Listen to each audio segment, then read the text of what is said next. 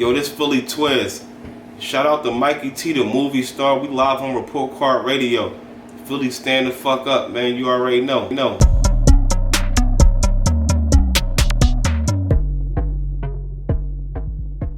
Philly Twizz, what's good, man? First of all, can you introduce yourself to the Report Card Radio audience? Yeah, this SV Twizz, Somerville Twizz, man. Uptown, stand the fuck up. The most underrated niggas out Philly, man. You know what I'm saying? I'm just, a regular nigga from the streets, man. I don't do no rapping or nothing like that. I'm just a nigga from Philly standing the fuck up. That's right. We caught a little attention from you. You initially came out and put a response to the Crip, Duke Faro, taking shots at celebrities like T.I. and Gillie the Kid. No doubt, no doubt. You know, what made you make a response? Oh shit, girl, I had already knew that, bro, you know what I'm saying? But you definitely got Philly, you know what I'm saying, in the chokehold. Nigga walked up on me talking he a Crip, and they got a blue mustache, blue hair, blue eyebrows. Nigga, don't sit your papa smurf ass down before I slap this shit out you. Real shit, girl. Niggas, niggas don't know that ain't from the city, man. Niggas don't be knowing what, you know what I'm saying, what type of brick wall they walking in, man.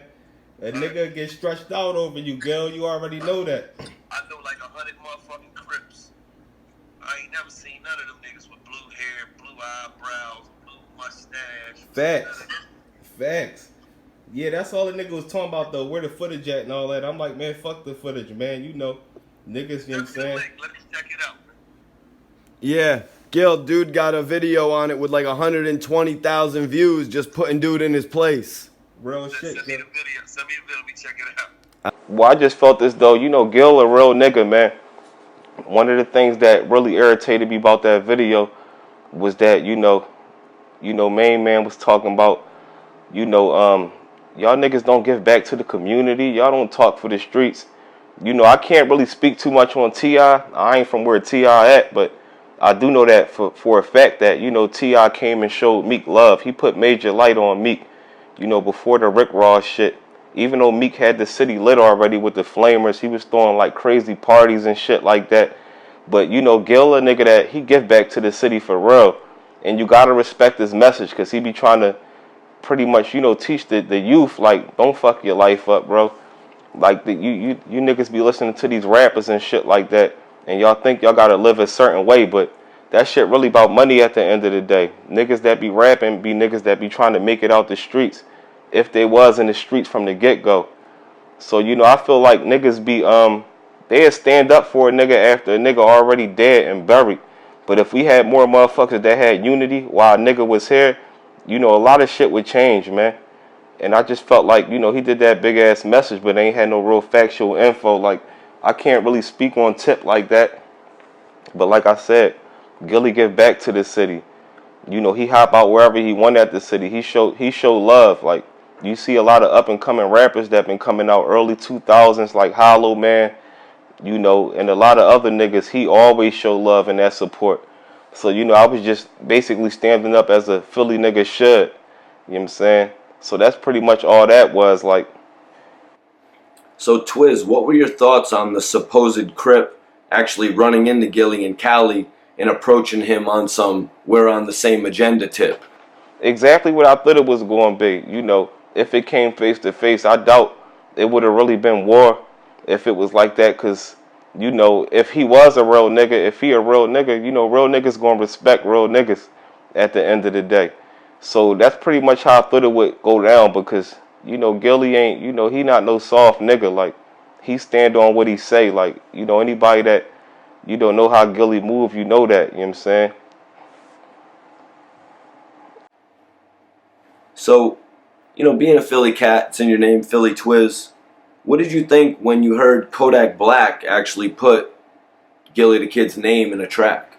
Well, I felt like Kodak Black no different than a lot of young niggas and some older niggas. It's like, once you pretty much, once your name get mentioned, you be like in the corner to defend yourself. And I felt like Kodak be feeling like everybody watching, so he got to prove his real card every chance he get at the end of the day. It wasn't really too disrespectful if you ask me, like Gillie said. I think, what he say? What Kodak say? Like, well, I don't even smoke Phillies. Like Gil said, don't know, niggas in Philly don't smoke them either. Like, niggas smoke backwoods. Like, so it wasn't really too much of a shot. But I feel like Kodak was just trying to do like a lot of young niggas. These young niggas these days, they don't be respecting OGs from their own hood. So I kind of expected that from Kodak. Yeah, he also said that Gillie was washed up. Yeah, I mean, that's not a fact. Niggas be considering that, they'll call a nigga washed up because you don't see him dropping videos, and they don't be they might not hit 605 million views. So them industry niggas might consider certain niggas washed up, but Gil, far from washed up. He doing what he's supposed to be doing in the community and shit like that. Like, I don't know what he expect, because you take the music away from Kodak, like, what is he doing? What is Kodak doing besides moving like most young niggas do? So Twizz, looking back at Gillie's history, what do you make of the way his relationship with Lil Wayne ended? I think it ended as more so like Gil felt disrespected. If you look at the shit with what he went through with Cassidy, he was showing love to all the up and coming niggas.